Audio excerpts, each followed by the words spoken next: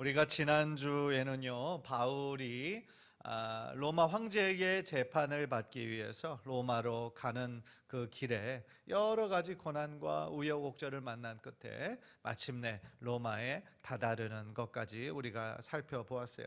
그래서 바로 황제의 재판을 받지 못했어요. 왜냐하면 당시 네로 황제가 그리스로 1년 반이라는 기간 동안 순회하면서 연주회 같은 걸 했기 때문에 2년 동안 가택 연금이 돼 있었어요. 그러니까 자유는 없었습니다. 왜냐하면 집 안에만 이렇게 있을 수 있도록 했으니까. 그래서 바깥을 마음대로 다닐 수 있는 자유는 없었지만 그래도 바울을 찾아오는 여러 사람들을 대접할 수 있었고 그들에게 주님의 복음을 나눌 수 있었어요. 그래서 그것이 그 로마에서 가택연금돼 있는 2년의 기간이었고, 그 2년의 기간 동안 이 바울이 그냥 손님들에게 하나님 나라의 복음만 전파한 것이 아니라 이 옥중서신을 썼어요. 옥중서신이 여러분 몇 개입니까? 4개입니다. 그 4개가 뭐죠? 에베소서, 빌립보서, 골로새서, 빌레몬서. 맞습니다. 그래서 에베소서, 빌립보서, 골로새서, 빌레몬서, 이것을 옥중서신이라고 부릅니다. 그 4가지 옥중서신 과목 가운데 이제 서신을 썼다는 건데요. 이 4가지가 크게 이렇게 2가지로 분류할 수 있어요. 에베소, 빌립보, 골로새는 에베소에 있는, 빌립보에 있는, 골로새에 있는 교회들에게 쓴 편지입니다. 그런데 빌레몬은 사람의 이름이에요. 그래서 빌레몬 개인에게 쓴 편지입니다. 그래서 오늘은 이 에베소서, 빌립보서, 골로새서, 빌레몬서 이 옥중서신에 대해서 배우는 시간을 가지려고 그래요. 그래서 이제 보시면 에베소 교회에 보낸 편지, 빌립보 교회에 보낸 편지, 골로새 교회에 보낸 편지, 빌레몬에게 보낸 편지. 빌레몬에게만 개인에게 쓴 편지였고 나머지 에베소, 빌립보 교회는 그 교회의 성도들에게 보낸 편지였습니다. 그래서 교회의 한두 사람에게 보낸 것이 아니라 그 교회에게 보내면 성도들이 어떻게 했냐면 다 나눠 읽었어요. 그 이야기를 나눠 읽고 지금 바울이 우리들에게 전하는 권면과 또한 위로와 하나님의 말씀을 자기에게 주시는 말씀으로 받았던 것이죠. 그런데 우리가 지금 통으로 읽는 성경 그것을 때로 읽고 있는데 이 저자 조병호 박사가 그런 얘기를 했어요. 성경 66권은 한 권이다라는 거예요. 한 권이듯이 이 옥중서신 4권이지만 결국 이 4권도 한 권이다라고 강조를 하고 있어요. 그래서 에베소서하고 빌립보서는 복음의 이론이다. 아니죠. 에베소서하고 골로새서는. 그래서 저 앞에 그 그림 중에서 가운데를 쫙 위에서부터 가르면 골로새서와 에베소서는 복음의 이론과 같은 거다. 그리고 빌레몬서와 빌립보서는 복음의 실천과 같은 거다라고 그렇게 정리를 했습니다. 그래서요, 옥중서신 4권이 한 권이다라는 건데 골로새서는 보시면 그것의 핵심 구절이라고 할 수 있는 것이 골로새서 1장 18절이에요. 우리 한번 화면을 통해서 다 함께 읽을까요? 시작. 그는 몸인 교회의 머리시라. 그가 근본이시요 죽은 자들 가운데서 먼저 나신 이시니 이는 친히 만물의 으뜸이 되려 하시며. 여기서 말하는 그는 누굴까요? 예수님이에요. 예수님. 그래서 교회의 머리 되신 분이 누구세요? 예수님이잖아요. 우리는 교회의 뭡니까? 예수님의 몸이잖아요. 그죠? 그래서 교회의 머리 되시는 분이 예수 그리스도다. 예수 그리스도가 누구신가에 대한 문제를 다룬 것이 골로새서이고요. 에베소서는 교회는 무엇이냐? 그것에 대한 것이 나와요. 그 밑에 에베소서 옆에 있는 구절을 우리 한번 다 함께 읽죠. 시작. 교회는 그의 몸이니 만물 안에서 만물을 충만하게 하시는 이의 충만함이니라 그랬어요. 그래서 이 골로새서는 그 작은 글씨로 예수님은 누구신가? 예수님은 교회의 머리시다. 그리고 근본이시고 죽은 자들 가운데서 먼저 나신 이시고 만물의 으뜸이 되려 하신다. 그러니까 예수가 누구인지에 대해서 다룬 그 서신이기 때문에 이것을 기독론이라고 불러요. 기독론. 기독이라는 거는요, 예수라는 말의 한자예요. 기독론 하면 그러면 예수론하고 똑같은 거예요. 그래서 우리 교단의 정식 명칭이 기독교 대한성결교회 이러잖아요. 기독이라는 말이 예수라는 뜻이에요. 그래서 기독론이라고 할 때 골로새서에 예수가 누구신지에 대해서 설명하고 있고요. 에베소서는 교회가 무엇인지 가르쳐주고 있기 때문에 이것을 교회론이다라고 부르는 거죠. 그래서요, 에베소서 옆에 빌립보서가 있는데, 그러면 교회를 이루는, 교회가 지금 그리스도의 몸이다 그랬잖아요. 그리스도의 몸을 이루는 성도들이 어떤 삶을 살아야 될 것인가, 그것에 대한 실천편이 이 빌립보서에 나와 있다는 거예요. 자, 실천편 아무 일에든지 한번 다 함께 읽을까요? 시작. 아무 일에든지 다툼이나 허영으로 하지 말고 오직 겸손한 마음으로 각각 자기보다 남을 낮게 여기고. 교회됨, 예수 그리스도의 몸을 이루기 위해서, 예수 그리스도의 몸 다 각각 지체가 얼마나 달라요, 그죠? 외부에 보이는 눈, 코, 귀, 입, 손, 발, 이런 외부로 보이는 기관도 있지만 눈에 보이지 않지만 우리 몸 안에 온갖 기관들이 있잖아요. 그래서 이 모든 지체들이 서로 어떻게 해야 돼요? 합력해야 되잖아요. 도와야 되잖아요. 그래서 에베소서 이 안에는 뭐에 대한 이야기가 많을까요? 하나됨, 일치, 그거에 대한 말씀이 그래서 많은 거예요. 예수 그리스도의 몸인 교회를 이루기 위해서 몸을 이루는 지체들이 자기를 주장하지 말고 서로 겸손한 마음으로 자기보다 남을 어떻게 하라는 거예요? 낮게 여기고. 그렇게 얘기를 하는 거죠. 또 빌립보서는 어떤 별명이 있냐면 기쁨의 서신이에요. 그래서 기쁨이라는 단어가 가장 많이 나오는 서신이 바로 이 빌립보서다라는 거죠. 빌립보서 4장 4절 우리 한번 다 함께 읽을까요? 대표적인 구절이죠. 시작. 주 안에서 항상 기뻐하라. 내가 다시 말하노니 기뻐하라. 그런데 어떻게 보면 지금 바울이 어디에 있는 거예요? 감옥에 있잖아요. 그런데 자기가 감옥에 있는데 감옥 밖에 있는 사람한테 지금 뭐 하라고요? 기뻐하라고요. 그죠? 어떻게 보면 참 역설인 거죠. 그러나 이 역설의 그 복음을 바울은 실천하고 있었고, 사실은 감옥 밖에 있는 자들보다도 더 주님 주신 기쁨이 있었다는 거죠. 자, 빌레몬서는 아까 그 개인에게 쓴 편지라고 그랬어요. 그래서 이것이 골로새서가 예수님은 누구신가에 대한 거였는데, 몸된 교회 크리스찬은 어떤 관계냐? 서로 형제다는 거예요. 서로 이것이 높고 낮음이 있는 것이 아니라 그리스도 안에서 서로 형제요 자매다라는 거죠. 왜 그럴까요? 한 아버지를 섬기고 있잖아요. 한 아버지, 한 성령, 한 믿음, 한 세례를 우리가 받았잖아요. 그죠? 따라서 그리스도 안에서 우리는 높고 낮음이 없고 다 형제다. 그러면서 이 빌레몬은 주인이었죠. 한 노예의 주인이었는데 그 노예 이름이 오네시모였어요. 그래서 이 빌레몬에게 우리가 그리스도 안에서 한 형제다, 이것을 이제 강조하기 위해서 이 빌레몬서를 쓴 것이죠. 자, 그래서 이렇게 옥중서신 4권이 다 따로따로 에베소에 있는 교회, 빌립보에 있는 교회, 골로새에 있는 교회, 빌레몬에게 쓴 편지지만 사실은 바울의 마음 가운데 거의 한 권처럼 이것을 썼을 것이다, 그렇게 예상을 할 수 있다는 거예요. 그래서 이 순서대로 우리가 볼 겁니다. 먼저 에베소를 먼저 볼 건데요. 저 지도를 보세요. 저 지도를 보면 지금 로마는 왼쪽 끝에 있습니다. 로마 작은 글씨로. 그런데 에베소는 지금 아시아 지역, 화살표가 쭉 밑으로 내려와 있죠. 아시아 지역의 에베소 딱 중간쯤에 있습니다. 상당히 먼 거리죠. 그런데 이 편지를 누가 전달해 주었을까요? 바로 두기고라는 사람이 전달해 줬어요. 이 두기고라는 사람은 어떤 사람이냐? 오른쪽에 큰 노란 거에 나옵니다. 아시아 사람으로 여러 교회에 바울의 사정을 전하고 교회의 상황을 바울에게 전달하며 바울의 편지를 전했어요. 그래서 에베소서뿐만 아니라 골로새서, 빌레몬서를 다 이 두기고라고 하는 사람이 전했던 거예요. 자, 그래서요, 이 에베소 교회 성도들에게 방금 전에도 말씀드렸던 것처럼 교회가 뭐냐? 그래서 에베소서는 교회론을 다루고 있다라는 거죠.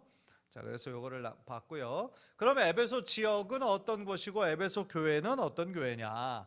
에베소 지역은요, 보시면 항구 도시예요. 아까 바닷가였죠, 그죠? 이 지도를 보면 바다 딱 그 연안에 있잖아요. 항구 도시입니다. 항구 도시니까 당연히 상업과 종교의 중심지겠죠. 그런데 상업의 중심지라는 얘기는 3번에 보는 것처럼 그만큼 부도덕한 직업들이 많이 있었을 거라는 거예요. 그리고 우상 숭배가 만연했을 것이다 라는 거죠. 그렇다면 에베소 교회는 어떤 교회인가? 에베소가 성경에서 굉장히 중요한 역할을 차지하고 있어요. 그래서 바울이 에베소에서 2차 전도 여행과 3차 전도 여행을 갔던 곳이 에베소였고요. 특히 3차 때 에베소 하면 두란노 서원, 두란노 서원에서 2년 동안 말씀을 가르쳤죠. 그래서 자신의 어떤 제자들을 키움으로써 계속해서 복음이, 자기가 사후에도 복음이 계속 전파될 수 있도록 두란노 서원에서 말씀을 가르쳤던 것이죠. 또한 에베소에서 고린도전후서도 집필했고요. 또한 2차 때 여기에 그 유명한 동역자 부부, 브리스길라와 아굴라 부부를 여기에 남겨뒀고요. 3차 때는 디모데를 이곳에 남겨두고 예루살렘으로 떠났던 것이죠. 5번을 보시면 이후 사도 요한의 활동 중심 교회가 또한 에베소 교회예요. 계시록에 7교회가 나오잖아요. 거기에 에베소 교회가 있는 거죠. 에베소 교회 하면 어떤 것이 가장 여러분 생각이 나십니까? 첫사랑을 회복하라 라고 그렇게 책망을 받았던 교회가 에베소 교회였어요. 그러니까 에베소 교회가 진리를, 하나님의 진리를 추구하려는 열심은 있었어요. 왜 진리를 추구하려는 열심이 있었냐면 교회 안에 잘못된 것들을 가르치는 사람들이 많이 있었기 때문에 진리를 붙잡았단 말이에요. 그런데 진리를 붙잡은 건 좋았는데 그러다 보니까 어떻게 한 거예요? 성도들 한 사람 한 사람을 향한 사랑이 식어져 버린 거예요.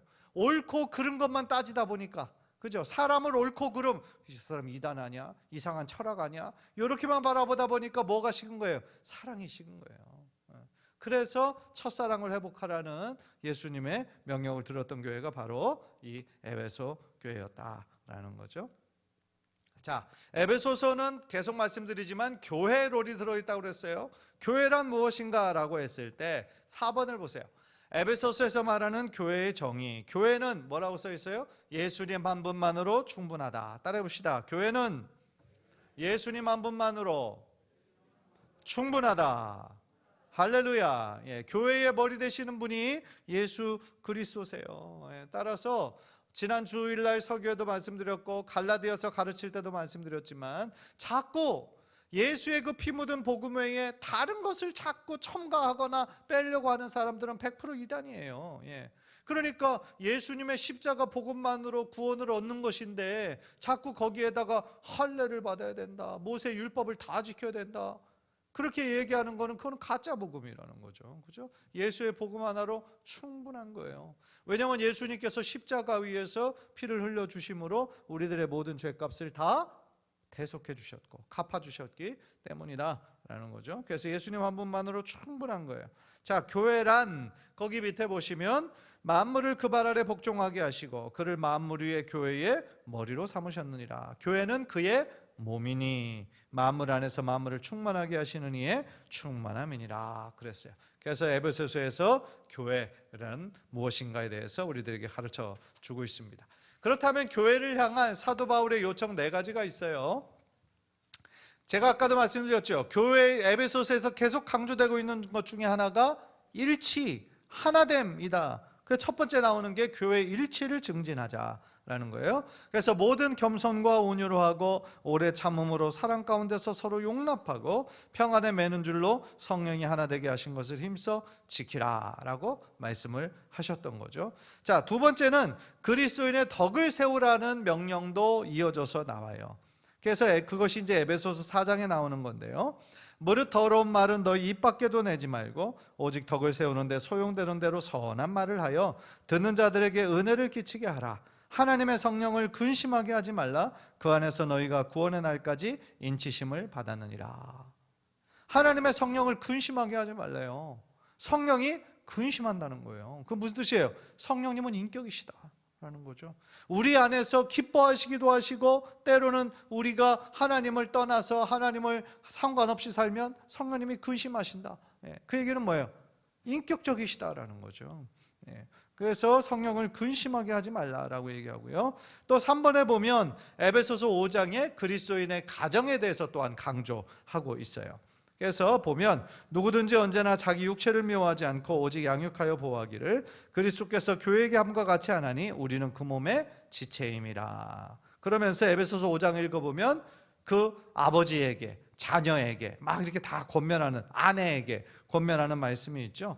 너희도 각각 자기 아내 사랑하기를 자신같이 하고 아내도 자기 남편을 존경하라. 그러니까 그리스도인의 가정은 어떠해야 되는지, 이것에 대한 말씀도 또 에베소서 5장에 나온다. 에베소서 6장 하면 또 제일 유명한 게 뭐냐면 전신갑주에 대한 말씀이 또 나옵니다. 이거는 결국 성도의 그 하루하루의 삶이 영적인 전쟁이라는 거죠.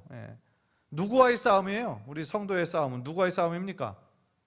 보이지 않는 사단 마귀와의 싸움이죠. 그래서 영적 전쟁이 우리가 지금 싸우고 있는 거잖아요. 그래서 우리에게 이기려면, 사단 마귀와 싸우려면 우리가 뭐가 필요한 거예요? 성령의 능력, 권능이 우리들에게 필요한 것이죠.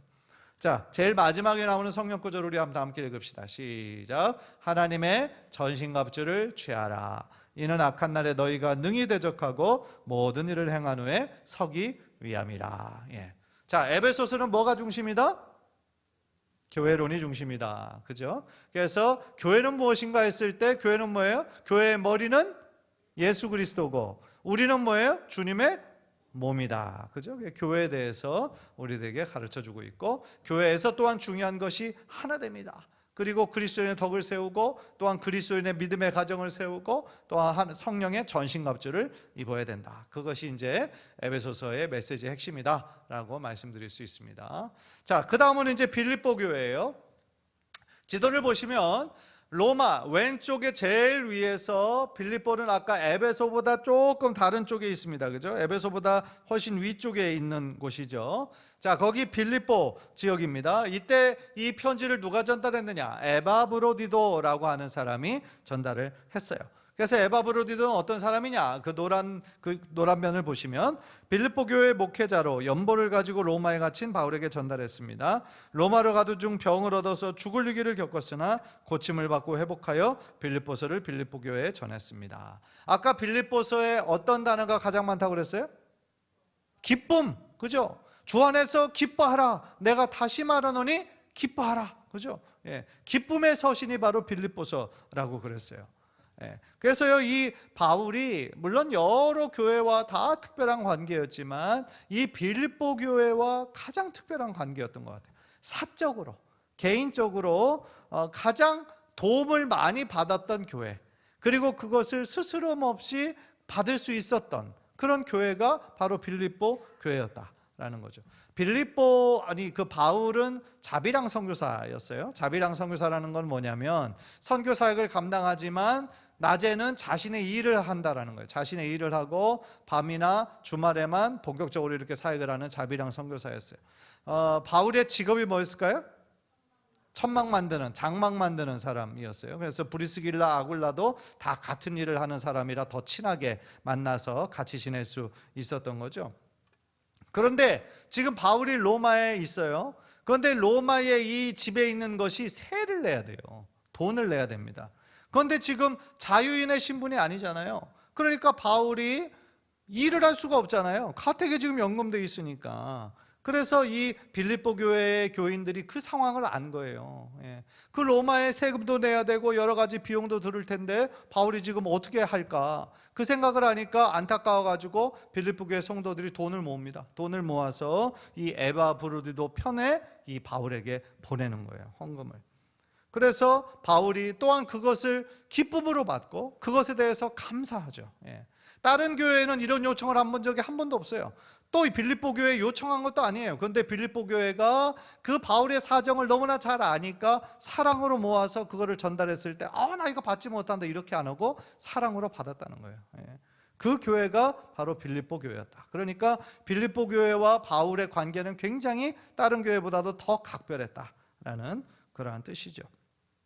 자, 그럼 빌립보 교회는 어떤 교회였나?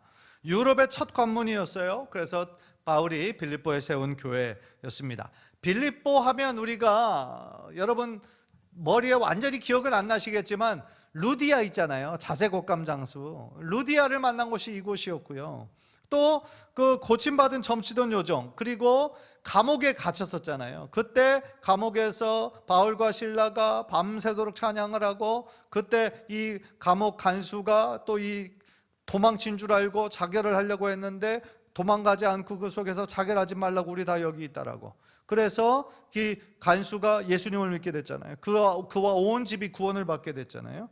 그래서 그 사건이 있었던 것이 바로 이 빌립보였던 것이죠. 그리고 3번 바울에게 여러 차례 재정 지원을 한 교회였다라는 거죠. 그래서 보시면 빌립보 사람들아 너희도 알거니와 복음의 시초에 내가 마게도냐를 떠날 때에 주고받는 내 일에 참여한 교회가 너희 외에 아무도 없었느니라. 오직 그것을 사적으로 도왔던 교회는 이 빌립보 교회 하나였던 것이죠.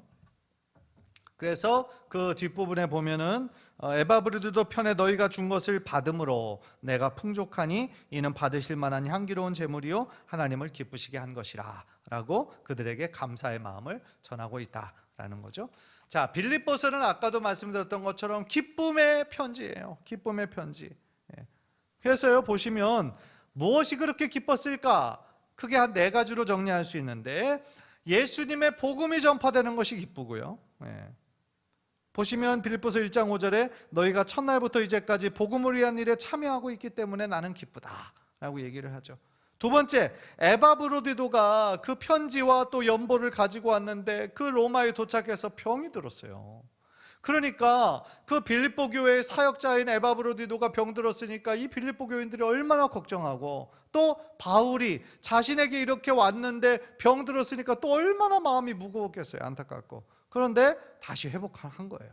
그리고 다시 빌립보 교회로 보낼 수 있었던 거예요. 그러니까 또 이 바울의 마음에 기쁨이 넘쳤던 거죠. 또 3번, 정성을 다해서 연보를 보내주어서 기뻤고, 4번, 빌립보 교회가 하나님과 이웃을 생각하는 것이 기뻤다라는 것이죠. 또 이 빌립보서에는 여러 가지 권면도 나오는데요. 4장에 유오디아와 순두개를 권하노니 주 안에서 같은 마음을 품으라, 이 이야기가 나와요. 빌립보서 4장에. 그러니까 둘 다 여성이거든요. 이 여성 중에서 이름이 있었던 유력한 사람들 같아요. 그런데 주 안에서 같은 마음을 품으라는 이 명령을 한다는 것은 지금 둘의 사이가 좋다는 거예요, 나쁘다는 거예요? 안 좋아요. 다 둘이 싸우고 있었다는 거예요. 그래서 유오디아 부인과 순두기 부인에게 권면하는 거죠. 싸우지 말고 같은 마음을 좀 품어라. 그렇게 지금 얘기하는 것이 나오죠. 또 2번 빌립보 성도들에게 그리스도의 복음에 합당하게 생활해라. 그리고 너희의 부르심에 합당하게 생활해라. 이런 권면이 있고요. 또한 빌립보서 2장 5절 유명한 말씀이죠. 너희 안에 이 마음을 품으라. 곧 그리스도 예수의 마음이니. 그래서 주님의 온유와 겸손과 또한 그 성육신대에서 낮아지고 낮아져서 십자가에 달려 죽기까지 복종하신 예수님의 그 낮아지심을 얘기하고 있는 거죠. 제일 마지막에 우리의 시민권은 하늘에 있는지라 거기로부터 구원하는 자 곧 주 예수 그리스도를 기다리노니. 하늘의 시민권을 강조해요, 이 바울이. 왜 그럴까요? 당시 로마 시민권이 얼마나 큰 혜택이 있는지 바울이 잘 알고 있었기 때문에, 동시에 하나님 나라의 시민임을 자랑스러워했던 바울이었기 때문에 비록 감옥에 갇힌 상태였지만 하나님 나라의 시민으로 그렇게 열심으로 살아갈 수 있었다라는 것이죠. 자, 지금 에베소서 했고 빌립보서 했고 그 다음은 이제 뭐예요? 그 다음은 뭐예요? 골로새서죠. 골로새 교회에 보낸 편지가 바로 골로새서입니다. 그래서 이것도 역시 제일 위에 로마에서 밑에 골로새까지 전달한 사람이 아까도 두기고였고 이 골로새도 역시나 두기고였습니다. 그래서 골로새 교회는 특이한 점이 있는데요. 이건 뭐냐면 바울이 개척한 교회가 아니에요, 이 골로새 교회는. 그래서 오른쪽을 보시면 3차 전도 여행 때 만난 에바브라가 세운 교회입니다. 그래서 에바브라가 바울로부터 복음을 배우고 그 다음에 그곳에 교회를 세운 것이 골로새 교회였다. 그래서 바울은 이곳 교회를 방문한 적이 없어요. 그래서 3번을 보면 헛된 철학들로 위기를 많이 겪었어요. 그래서 거짓된 유대주의와 헬라 사상과 당시에 헬라 철학들이 엄청 유행했잖아요. 그렇죠? 그래서 천사 숭배주의와 영주주의와 금욕주의 같은 이런 잘못된 가르침들이 골로새 교회 안에 득실거렸다. 그러니까 바울이 바른 복음을 전해줘야 될 거 아니에요. 그렇죠? 그래서 이 골로새서가 쓰여졌는데, 그래서 예수님이 어떤 분이신지 강조한 거예요. 그래서 골로새 교회에 닥친 위험과 바울의 권면을 보면 헬라 사상 공리주의를 보세요. 헬라 사상 공리주의. 내가 이것을 말하면 아무도 교묘한 말로 너희를 속이지 못하게 하려 함이니. 이 얘기는 뭐예요? 자꾸 골로새 교인들을 속이려 가는 사람들이 있었다는 얘기예요. 누가 철학과 헛된 속임수로 너희를 사로잡을까 주의하라 라는 거죠. 밑에 하이라이트 한 부분 보시면 그 안에는 신성의 모든 충만이 육체로 거하시고, 이게 예수님을 지금 의미하는 거거든요. 왜 이 사실을 강조했냐면 헬라 철학에서는요, 뭐를 강조했냐면 영지주의라는 것도 유행했잖아요. 그게 뭐냐면 영적인 것만 중요하고 고차원적이라고 생각하고 육체는 저급한 거고 그거는 필요 없는 거고 이렇게 생각을 했단 말이에요. 완전히 이원주의였고, 그리고 그들이 생각할 때 예수님은 영으로만 존재하고 육체로는 존재하지 않았다라고 가르쳤거든요. 그렇게 잘못된 가르침을. 그러니까 바울이 지금 제일 그 하이라이트를 한 부분에서 그 안에는 신성의 모든 충만이 육체로 거하시고, 이 얘기는 뭐예요? 예수님은 완전한 인간이었다. 육체로 거하신 분이다. 하나님이신데, 완전한 하나님이신데 또한 완전한 인간으로 오셨다. 이것을 강조하기 위해서 이 말씀을 하고 있다라는 거죠. 그리고 율법주의 그리고 천사 숭배주의에 대해서도 바울이 굉장히 논리적으로 강조를 하고 있습니다. 그래서 이 골로새서의 주제는 예수님은 어떤 분이신가? 그래서 기독론이 들어가 있다고 그랬어요.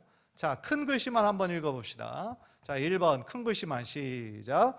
모든 것들 중에서 가장 뛰어나신 예수 그리스도. 그래서 그 중간에 그 하이라이트 하신 부분만 보시면 그는 보이지 아니하시는 하나님의 형상이시여. 또 뒷부분 만물이 그에게서 창조되되 모든 것들 중에서 가장 뛰어나신 분이 바로 예수 그리스도다. 자, 2번 큰 글씨만 읽읍시다. 시작. 교회의 머리가 되시는 예수 그리스도. 자, 3번 시작. 예수 그리스도 하나님의 비밀. 그래서 3번의 제일 끝에 부분을 보면 하나님의 비밀인 그리스도를 깨닫게 하려 함이니 그 안에는 지혜와 지식의 모든 보화가 감추어져 있느니라. 그 무슨 얘기냐면 예수 그리스도를 아는 지식으로 하나님께서 주신 모든 지혜와 보화를 알 수 있다라는 거예요. 그래서 이 초기교회 모든 편지들은 다 회람 편지예요. 회람 편지는 그 밑에 편지, 회람, 교회 회람 이거를 보시면 그 글등을 여러 사람들이 돌려보는 것을 의미해요. 그래서 오른쪽에 있는 성경 구절 보면 편지를 전하고 읽고 또 모든 형제에게 이 편지를 읽어줘라. 그러니까 자기도 읽고 다른 사람들에게 읽어주고, 그러니까 이것을 회람하는 편지의 형식이었다라는 거죠. 자, 마지막입니다. 빌레몬. 그래서 앞에서 지금 에베소, 빌립보, 골로새는 어디에게 쓴 편지예요? 교회들에게 쓴 편지예요. 그런데 빌레몬은 개인 한 사람이에요. 빌레몬에게 보낸 편지입니다. 그래서 빌레몬서는 예수를 믿는 바울이 예수를 믿는 빌레몬에게 예수를 믿는 오네시모를 용서하고 형제로 받아달라고 쓴 편지다라는 거죠. 그래서 이 이야기가 결국은 이 꿈 같은 하나님 나라 이야기라는 거예요. 왜 꿈 같은 하나님 나라 이야기인가? 왜냐하면 당시에 로마 시대에 무슨 제도가 있었을까요? 합법적으로 노예 제도가 있었죠. 노예 제도. 그런데 지금 이 오네시모라고 하는 사람의 신분은 뭐였을까요? 노예예요. 그런데 이 빌레몬은 그 주인이었는데 빌레몬을 떠나서 도망쳐가지고 지금 로마에까지 도망온 거예요. 진짜 멀리 도망을 왔죠. 목숨 걸고 도망온 거예요. 그런데 거기서 누구를 만났어요? 바울을 만났어요. 바울을 만나서 어떻게 됐어요? 예수님을 만나고 크리스찬이 됐어요. 그러면서 자신의 고민을 이제 얘기했겠죠, 이 바울에게. 그러니까 바울도 그 얘기를 듣고 보니까 이 빌레몬이라는 사람을 바울이 또 안단 말이에요. 아니까 이거를 안 상태에서 그냥 묵인하면 안 될 것 같아요. 그래서 고민하면서 그에게 편지를 들려서 지금 두기고와 함께 이 오네시모를 누구에게 보내는 거예요? 그 전 주인인 빌레몬에게 보내는 거예요. 그런데 당시 로마의 법은 어때요? 당시 로마의 법은 노예는 인격이 있어요, 없어요? 없어요. 노예는 그 주인의 물건과 같은 거예요. 물건, 상품과 같은 거예요. 그래서 얼마든지 팔 수도 있는 거고 때릴 수도 있는 거고 더 심하게는 죽일 수도 있는 거예요. 죽여도 그 사람을 처벌할 법이 없는 거예요. 당시는 그런 시대였어요. 그러니까 어떻게 보면 죽을 수밖에 없는 거를 알면서도 바울이 믿음으로 보내니까 또 이 오네시모는 거기에 순종한 것이고, 또 빌레몬은 그 편지를 받아보면서 자기가 비록 주인이고 이 자신의 노예지만 예수님을 믿고 난 이후에 그리스도 안에서 뭐라는 거예요? 다 한 형제인 거잖아요. 그러니까 이 형제를, 이 노예를 노예처럼 대우하면 돼요 안 돼요? 안 되잖아요. 그래서 그것으로 기적을 만들어낸 이야기가 바로 이 빌레몬서다라는 거죠. 그래서 그거를 설명한 내용이 이 내용이고요. 제가 방금 말씀드린 얘기입니다. 그래서 로마 제국의 노예제도 오른쪽을 보시면 노예는 주인의 재산이었다. 노예를 처형해도 주인은 처벌받지 않았다. 가정노예, 농장노예, 채석장노예, 검투사노예 등 전반에 걸쳐서 노예들이 활동했다. 그것이 바로 로마 시대였다라는 거죠. 그래서 로마 제국을 이렇게 보시면 빵과 서커스, 그러니까 로마 시민들을 즐겁게 하기 위해서 여러 가지 행사들, 그런 것들을 많이 했죠. 검투사들, 그런 경기, 이런 모든 것들 했었고요. 그리고 백부장이 로마 제국의 등뼈라면 로마 제국의 근간을 이루고 있는 제도가 바로 노예 제도였다라는 거예요. 그래서 3번만 보시면 노예는 마치 짐승처럼 자유가 없고 남의 부림을 받았고요. 노예의 상징은 채찍 자국을 살폈다고 해요. 그러니까 그 정도로 노예는 짐승만도 못한 그런 취급을 받았던 사람들이었다라는 거죠. 자, 사도 바울이 두 가지 시민권, 로마 시민권이 있었어요, 바울은. 그런데 이 로마 시민권을 자기의 유익을 위해서는 한 번도 사용하지 않았어요. 그런데 이렇게 사용을 했는데 결국은 하나님의 복음을 더 확장하기 위해서, 그것을 전파하기 위해서 로마 시민권을 이렇게 사용을 했죠. 그런데 하나님 나라 시민권을 이 바울은 더 자랑스럽게 여겼죠. 그래서 하나님 나라 시민권 밑에 한번 읽어봅시다. 모든 사람, 시작.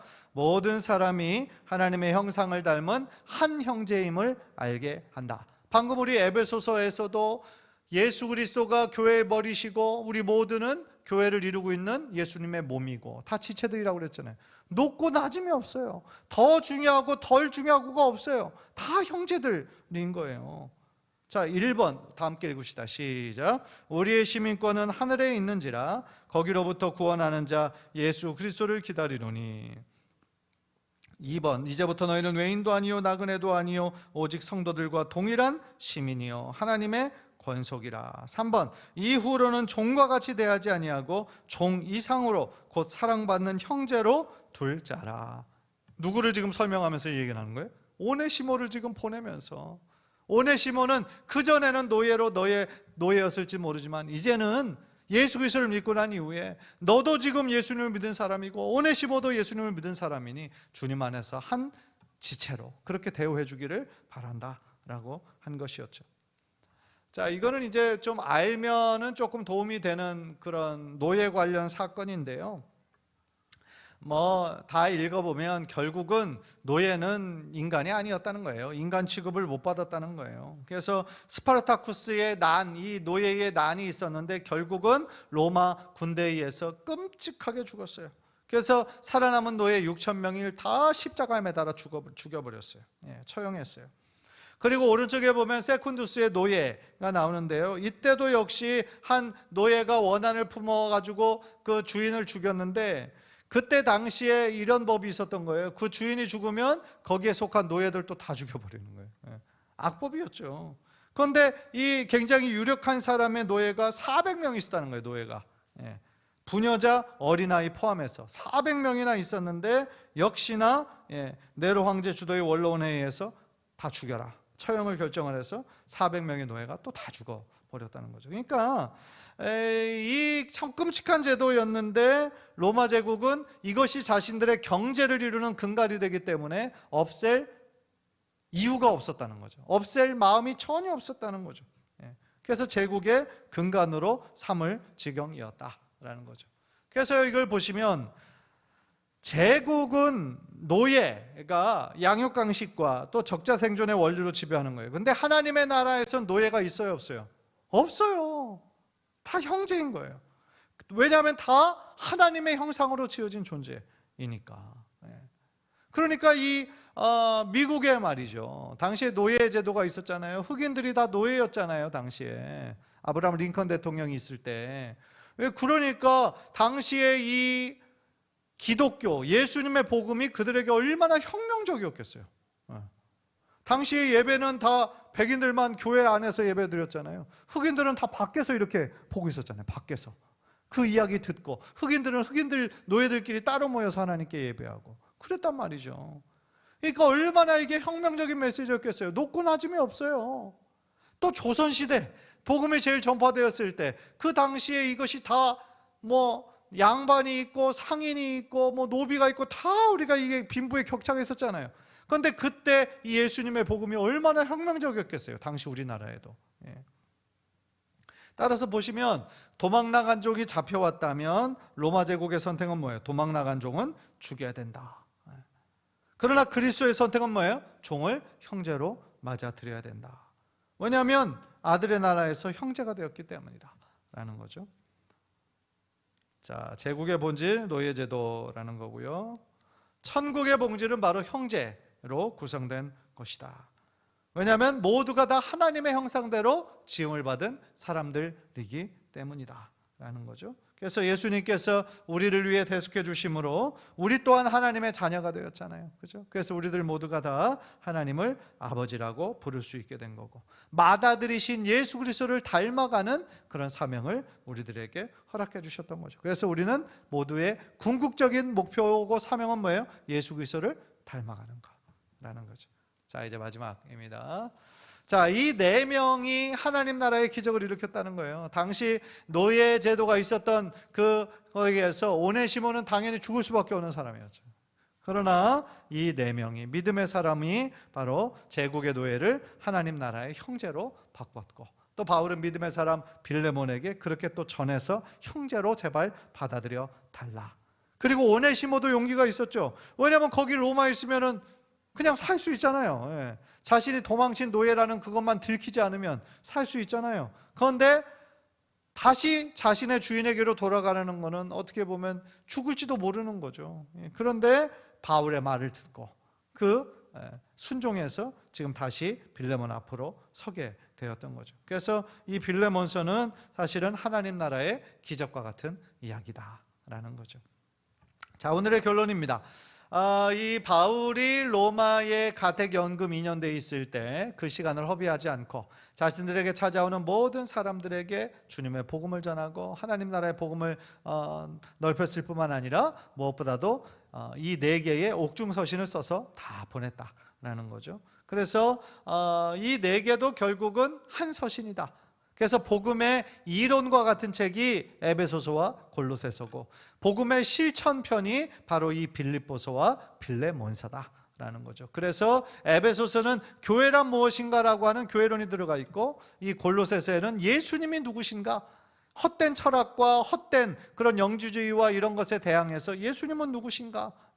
그래서 그는 근본 하나님의 본체시고 보이지 않는 만물의 형상이시고, 그래서 예수님이 누구신지를 다루고 있는 기독론이 바로 골로새서였다라는 것을 오늘 말씀을 통해 배웠습니다. 그래서 우리가 이 바울의 마음대로 우리가 정말 올바른 신앙생활을 하기 위해서 핵심이 뭐겠어요? 우리가 믿는 예수 그리스도가 어떤 분이신지, 또한 지금 우리가 살고 있는 시대가 뭐예요? 이 교회 시대고 성령님이 오셨기 때문에 성령님이 움직이시는 성령 시대를 우리가 살아가고 있잖아요. 따라서 우리가 이 신앙생활 하면서 예수님이 누구시고 또 교회란 무엇이고 우리가 또한 예수 그리스도의 몸을 어떻게 온전히 이루고 세워져 나갈 것인가에 대한 것을 우리가 알아가는 것은 너무나 귀중한 거다.